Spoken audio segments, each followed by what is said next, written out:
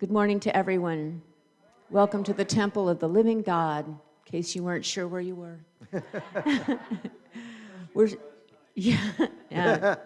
We welcome you. We are glad that you're here, and this is a wonderful time of year. And we're going to start out with a Christmas song. Anything you wanted to say? No? Merry Christmas. There we go. Okay. 1, 2, 3, 4.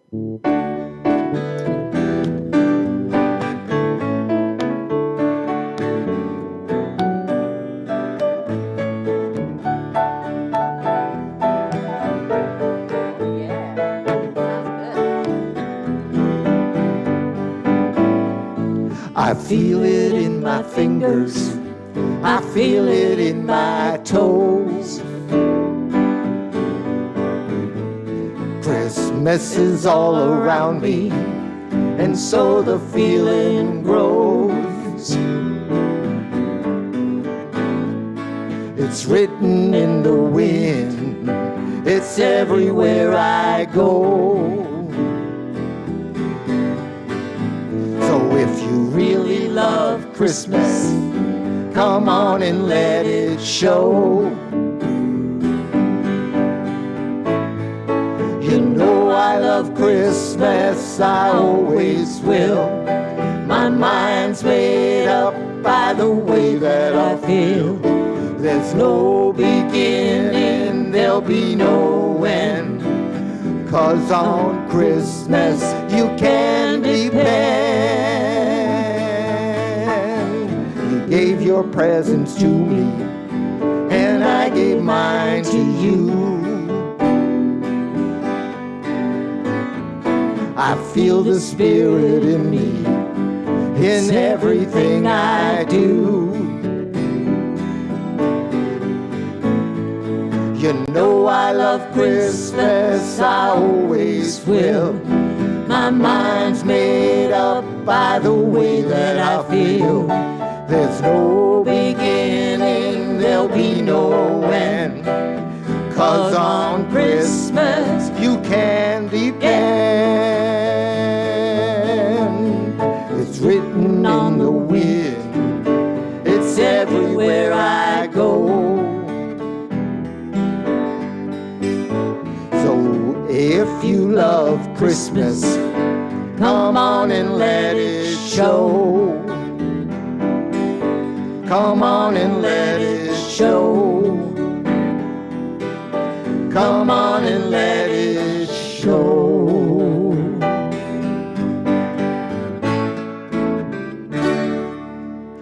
Merry Christmas!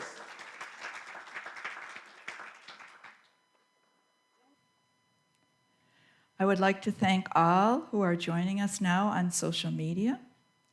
Today we have with us Reverend LeRoy Zemke as our speaker, and he's going to talk on the topic of connecting to our inner Magi. Well, when I saw that, I was pretty fascinated. I thought, what a great subject. So I did a little research, and this is what I found. The story in Matthew chapter 2 says that, "Now when Jesus was born in Bethlehem of Judea, in the days of Herod the king, behold, there came 3 wise men from the east to Jerusalem. When they heard the king, they departed, and lo, the star under which they saw in the east went before them, till it came and stood over the young child." Now, we're all familiar with this story of how the wise men, or Magi, brought gifts of gold, frankincense, and myrrh to honor the newborn. Now, these gifts were very practical, even though the Magi were quite rich. But they were probably the best gifts they could have brought, because Mary and Joseph were able to pay their accommodations with the gold, perfume the stable with the frankincense, and apply the myrrh ointment to their newborn. There is a definite message in this story. As we celebrate the Christmas season, we need to remember that Christmas is about giving, not getting. It is about love, caring, and thoughtfulness. Think about it. With just a little effort, you could be someone's Christmas angel. And now we're going to listen to the music of Carol and the Goodfellows.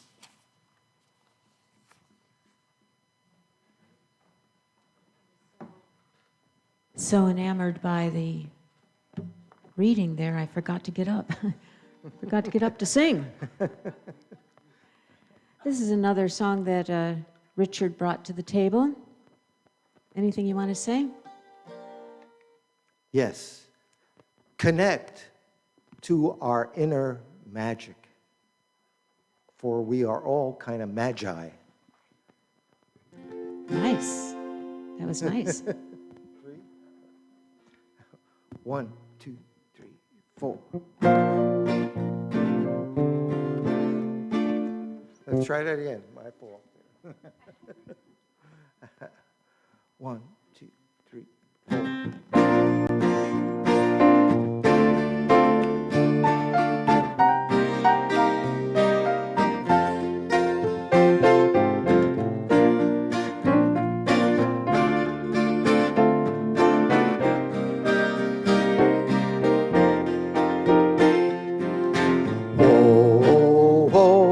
It's magic, you know.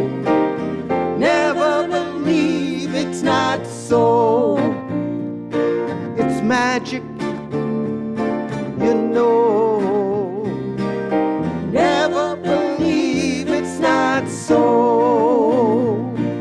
A feeling wide awake, I can see the day break. Leaning on my pillow in the morning, lazy day in bed, music in my head, crazy music playing in the morning light. Whoa, whoa, whoa, it's magic, you know. Never believe it's not so. It's magic, you know. Never believe it's not so. I love my sunny day. I know it's here to stay. Dreaming on my pillow in the morning, feeling wide awake. I can see the day break, leaning on my pillow in the morning light. Whoa, it's magic, you know.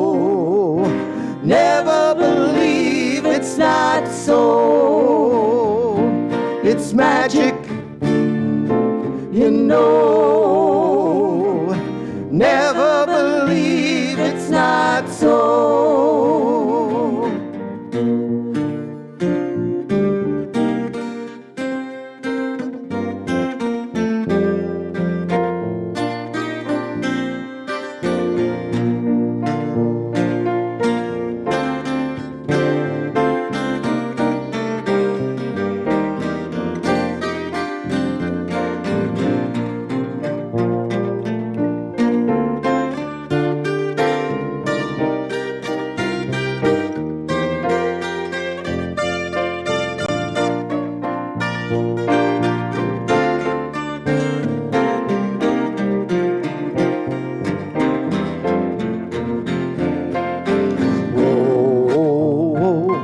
It's magic, you know. Never believe it's not so. It's magic, you know. Never believe it's not so. Your magic, you know. Never believe it's not so. Thank you.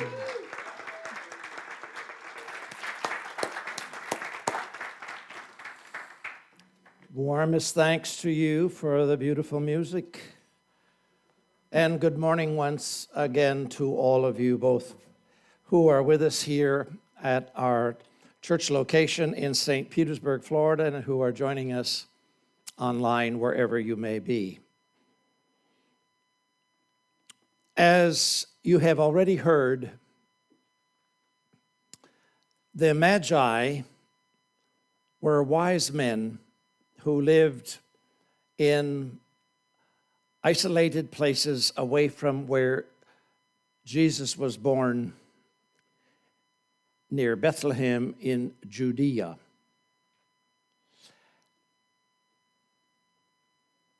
In the early days of biblical research, and those who are theologians and scholars, they've talked a lot about the interpretation and the significance of the gifts of the Magi. And these gifts were, as many of us know, because it's celebrated in song and in story, gold, frankincense, and myrrh. And these were presented to Jesus according to the Gospel of Matthew, which has already been read this morning. Matthew 2, beginning with verse 11. And you can read that again for yourself at another time later, perhaps today or another time when you have a chance to go into the Bible of this particular part of the story. These items were standard gifts to honor a king or a deity in the ancient world, because gold, as now, was then considered to be a very, very precious metal indeed. I want to talk just briefly about these gifts because they are in some way spiritually significant, but they're also meaningful. To our modern sensitivity, these gifts may not really seem terribly significant, meaning that if you're going to offer something really wonderful to a teacher or to someone that one would think of as a deity or a king, gold, of course, in that time as now was very valuable. It was considered to be a valuable form of monetary exchange, and as you know, it still is. However, they had also frankincense, which is a sap which comes from the boswellia tree, and myrrh is a rosin, which is also similar to a sap. Now, frankincense, in and of itself,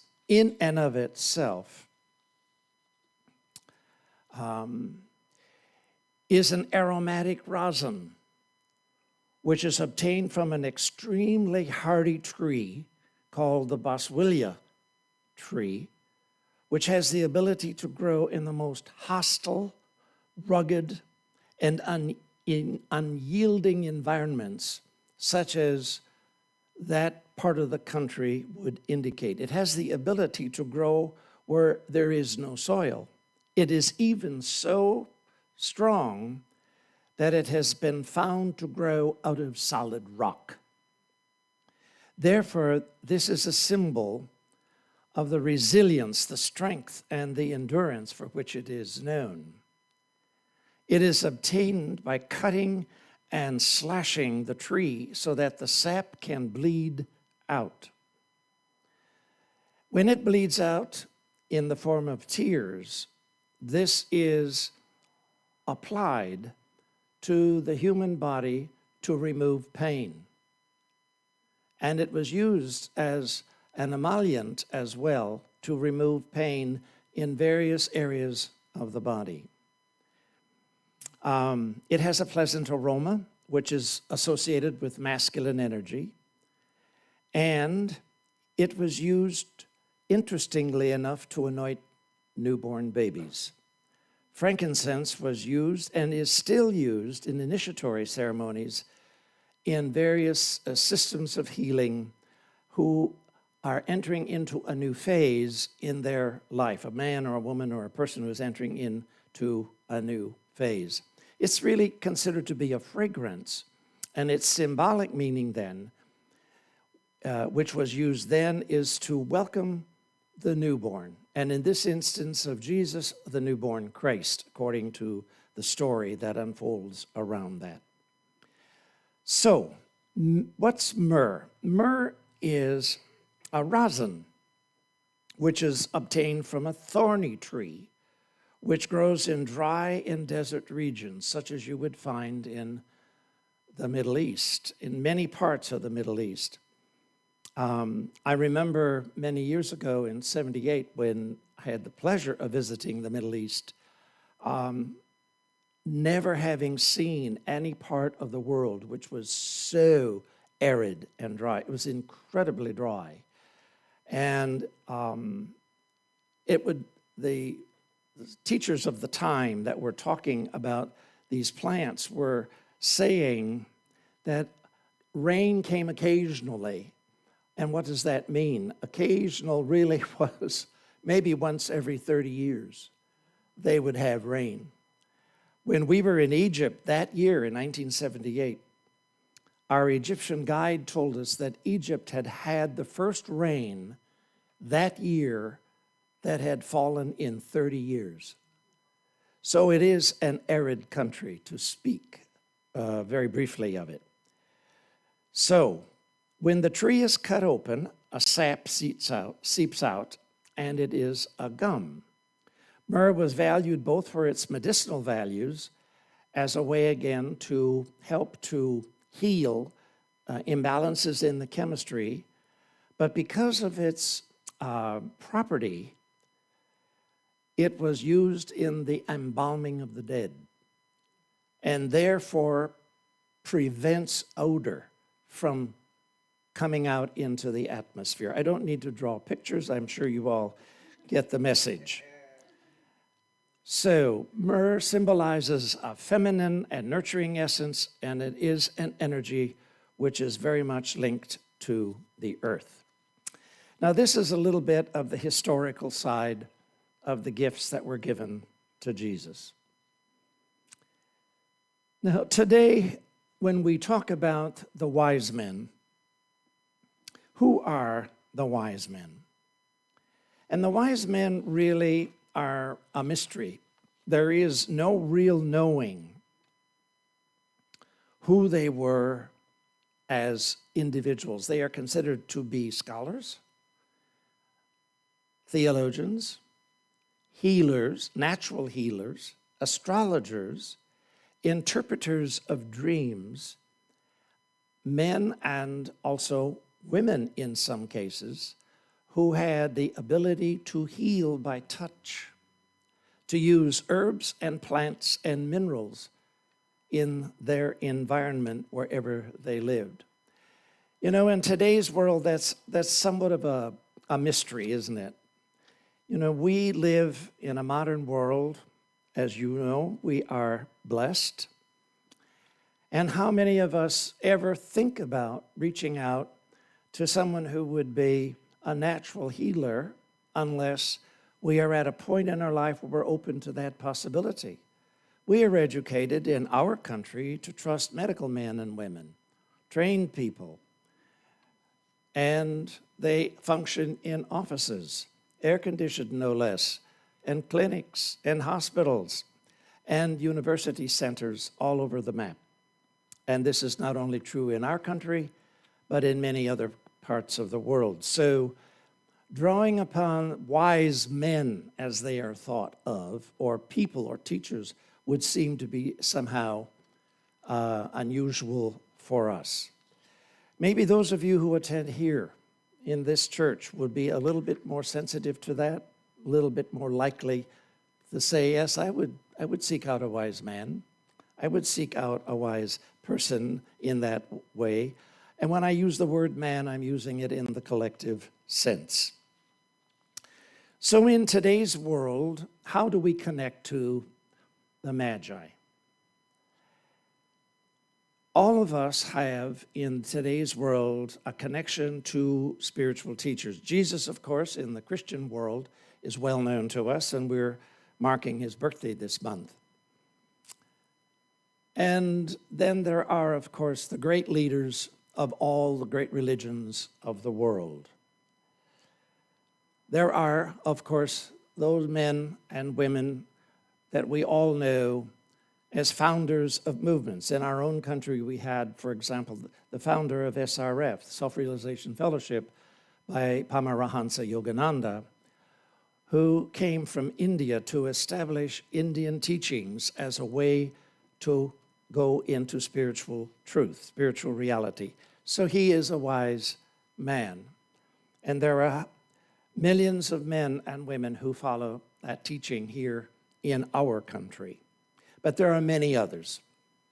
For those of you who have a Catholic background, I'm sure you remember Mother Teresa of Calcutta, the Mother of Mercy. She is still valued as a spiritual teacher, not only in that country, but all over the world because of her care, her compassion for the very poor. I mean, the very poorest of the poor. Even the poor rejected these people, and she placed herself in their service during a major part of her lifetime. There are men, for example, that we know like Mahatma Gandhi, who was also an Indian, who became world famous. He was a lawyer, as many of you know, and then renounced his profession and went into the path of service and is still regarded in India as one of the great teachers of that culture. Of course, there's Buddha and there's many others. I don't really need to go through a list. You all have a sense of these people, who they are. If you, as I mentioned a moment ago, if you remember the Catholic Church, you'll remember that Mother Mary, the mother of Jesus, is regarded as a great spiritual teacher, the mother of compassion. But there are many women in the world, spiritual figures who represent that quality elsewhere. And St. Francis of Assisi, who is known in, again, the Catholic tradition, as the servant of the poor. And he was said to have created the first Christmas creche in his own country. There are many wonderful sayings and teachings about these people, but I really don't want to spend more time with them. That would be the subject for perhaps a class or another kind of discussion. How do we connect to these people? All of us have availability to us, the access to spiritual teachers, whether we've known them or we don't know them, whether we've read about them, if we have studied their writings, if they've left writings, then we have a way to know these men, to know these women in our lives. All of us have heard over and over and over that we can meditate on the sacred writings. If you take the Bible, for example, and you can open it to any part of the Bible, for the most part, and find words that could be inspiring. But you can do that with any sacred text. That is the nature of why they are considered sacred. You open them because they were given under divine inspiration, and you will find if you're in prayer, you connect to the system or to the teaching. And it doesn't really matter what the name of the teaching is. At the present time, all of us know, secondly, about our intuition. Intuition is the way we have to access our own divine inner nature. And we do that when we really can enter into prayer. We don't usually get intuition until we are quiet. We know that in our world that we often have too much mind chatter and that we have to set certain things aside before we can get to intuition. And the intuition then is our connection to our own inner teacher. Pay attention to your own intuition. Now, as we move on, thinking about that, I would add a couple of other points. In our own culture, we have men and women. I'm sure many of you know those men, those women. We have some in this church who serve as healers, people who have identified a capacity to offer healing as a way of their service. Now, healing is not just physical healing. It can be mental, can be emotional, can be spiritual, can be a combination of all of those. But that is available to each of us in our own self. The question was asked of me this week about a physical condition that a particular person has, in which she was saying, you know, I've been praying for healing about this condition in my life now for the better part of a year. And she says, I really can't see any improvement. So she said, this healing that you talk about in church, she said, is it really available to me? And I had to say, yes, I believe that it is available. But what I also had to say, none of us is in charge of how that's going to show up or when. You know, part of us sometimes has to take on a little bit of patience and a little bit of willingness to be more receptive, because we in America are used to wanting everything done instantly and on the spot, if not sooner. You know, we are not known for patience, at least not as a culture. And the result is that we tend to anticipate that everything is going to be just so-called perfect. Well, how do you live in a world that isn't perfect when the healing that you're asking for doesn't come? And you have to keep going back to the support team, to the doctor, to the group, to the individual, to the teacher for reinforcement and for encouragement. It's about learning to be patient and see what else is unfolding in your life, in our life, when that is happening. There are people that I'm sure you have heard of in our country, but they're also in other countries. They're called in Spanish curando. And a curando is a man or a woman who is a wise man or a wise woman. They're known for healing. They very often live apart from the world in a small home or location, and they draw people to them. People find out about their work and they come to stay with them. They live in their home. They perform services. They're taken care of, fed, clothed, nurtured, and offered healing. And they may stay a week, 2 weeks, 3 weeks, a month. I've known many people who perform that service as a part of their service to the world. They are wise men or wise women in our own time.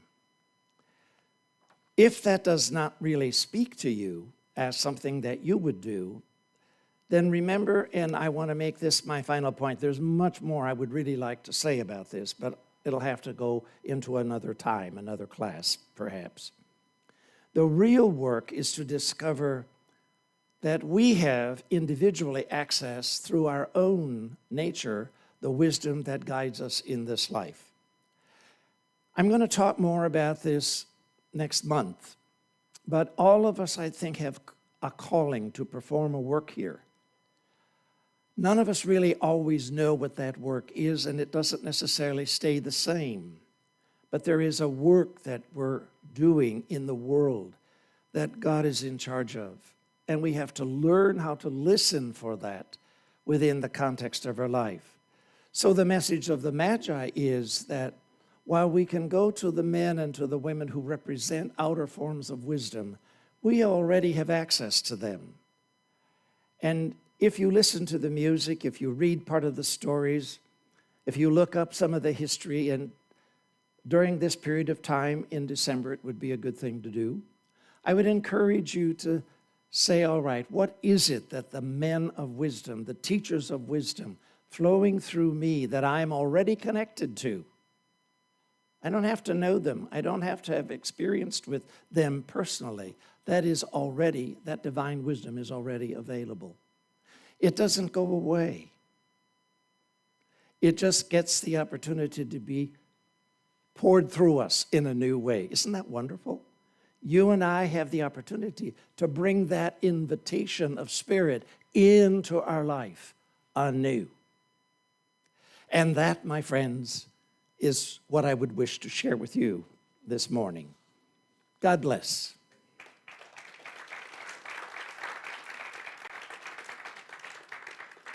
And now I would like to invite our musicians to come forward to close our service as the ushers come forward to receive the offering.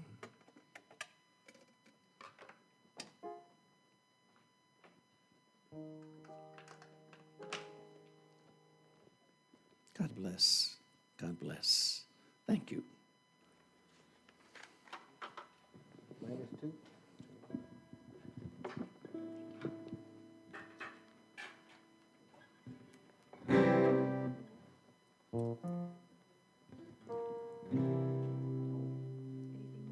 Nope. -2.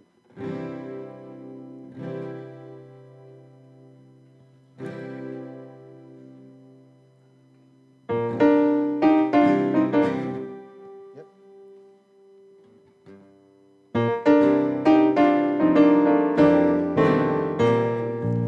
Joy to the world, the Lord is come. Let earth receive her King. Let every heart prepare him room. And heaven and nature sing, and heaven and nature sing, and heaven and nature sing. Joy to the earth, the Savior reigns. Let man his songs employ, while fields and floods, rocks, hills, and plains repeat the sounding joy, repeat the sounding joy, repeat the sounding joy. He rules the world with truth and grace, and makes the nations prove the glories of his righteousness, and wonders of his love, and wonders of his love, and wonders of his love. Have a wonderful afternoon. Thank you.